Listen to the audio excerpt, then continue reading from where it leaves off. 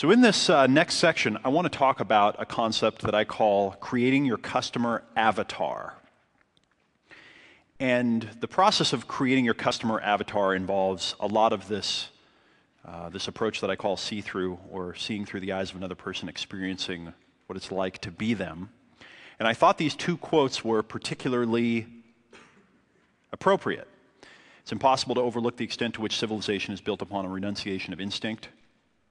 It's also impossible to overestimate the extent to which business is built upon renunciation of instinct and human emotions and feelings and communication. And the aim of marketing is to know and understand the customer so well that the product or service fits him and sells itself. Peter Drucker. When you really understand your customer and you really understand what their needs are, you can create things that speak directly to them and really meet their needs. Let's imagine that this represents your entire group of prospects and customers. All of them. They're all in here. Now, if you took that and you sort of projected it out and you created a figure or a personality or a persona that represented what all of your prospects or customers had in common that was relevant to your niche or your category, and then you named this person and you started describing them to me, you would then have what I call a customer avatar. And we could talk about that customer avatar intelligently, and we could talk about how to create a relationship with them, how to get them to want to buy your stuff, how to serve their needs. That's your customer avatar. Now, if we then went further and we took all of your products, services, your marketing, everything that your business has created, and we projected that out into another personification, another image, another person, this would be your business avatar. Now, in this program, for the most part, we're going to focus on your customer avatar. This will be advanced enough material.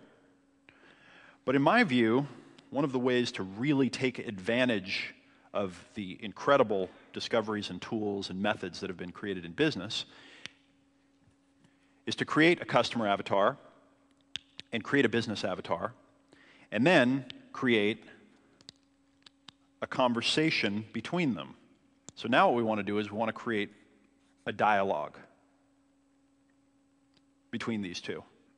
My own personal example of creating a customer avatar, and one of the ways that I've developed and kind of refined this over time, was our original business when we started this company, which is the Double Your Dating business. And in Double Your Dating, I created this avatar of my customers, where I took all of them and I put them together, and I tried to imagine what they had in common when it comes to challenges with dating, challenges with the opposite sex. And we named this avatar appropriately Irwin. And if there's anyone here named Irwin, my name's Eben, so I got the same thing. Just seemed like a good thing to name him. So Irwin has challenges with women. Now, what's interesting about Irwin, by the way, is that there are a lot of Irwins, right? There are millions of Irwins out there. And Irwins have overlaps. They have places like the Venn diagram where all the circles overlap. And there's a spot right in the center.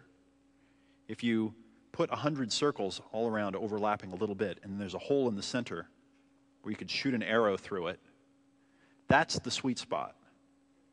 Now, all the Irwins have those 100 things in common, but outside of those 100 things, they don't have the rest in common. So, what I'm doing is I'm creating a construct in my mind of a type of person or personification that doesn't exist and has never existed. Someone that only has 100 qualities. And then I'm only talking to those 100 qualities. And I'm not talking to all the rest. Because if I talk to quality number 101, I lose 60% of the audience.